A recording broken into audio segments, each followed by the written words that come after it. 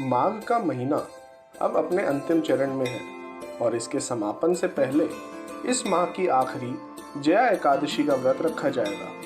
आइए जानते हैं हिंदू पंचांग के अनुसार कब है जया एकादशी का व्रत और क्या रहेगा पूजा का शुभ मुहूर्त एवं क्या है व्रत कथा। पंचांग के अनुसार माघ महीने की शुक्ल पक्ष की जया एकादशी 19 फरवरी को सुबह 8:39 से शुरू होगी। साथ ही इसका समापन अगले दिन यानी 20 फरवरी को सुबह 9:55 पर होगा। उदया तिथि के अनुसार एकादशी व्रत 20 फरवरी दिन मंगलवार को रखा जाएगा। जया एकादशी का व्रत करने से व्यक्ति को मोक्ष, पाप से मुक्ति, आर्थिक संकट दूर होता है, अग्निष्टोम यज्ञ के समान फल, सुख वैवाहिक जीवन और चंद्र ग्रह के दोष दूर होते हैं।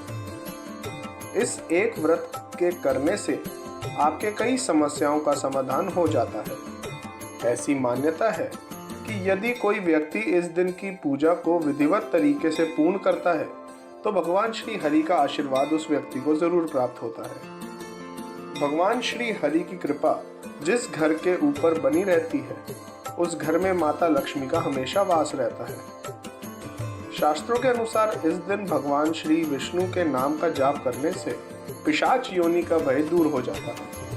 आइए जानते हैं जया एकादशी की पूजा विधि। इस दिन व्रती को सुबह जल्दी उठना चाहिए और स्नान करना चाहिए।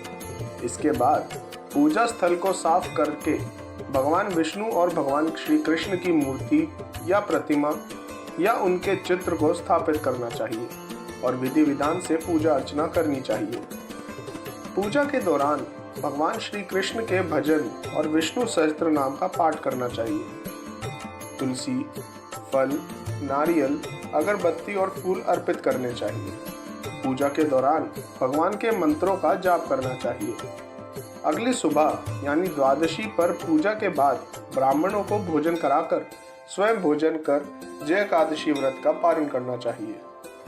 इस दिन पूजा के समय जया एकादशी व्रत कथा का श्रवण किया जाता है।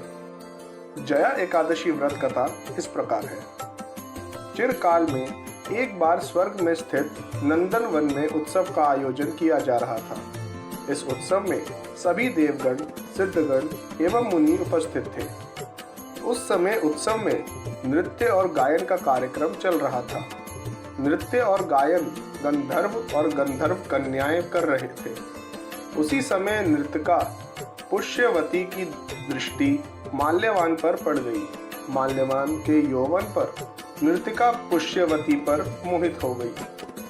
इससे नृत्यिका पुष्यवती अपनी सुध खो बैठी और अमर्यादित ढंग से नृत्य करने लगी।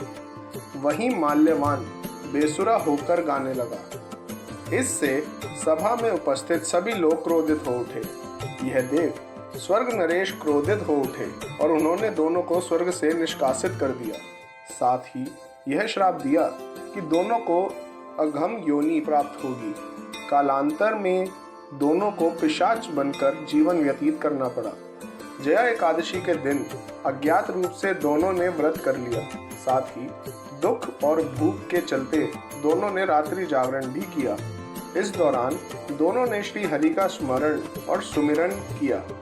दोनों की भक्ति से प्रसन्न होकर भगवान नारायण ने पुष्यवती और माल्यवान को प्रेत योनि से मुक्त कर दिया। अतः आप भी जया एकादशी का व्रत कर भगवान श्री हरि की कृपा प्राप्त करें।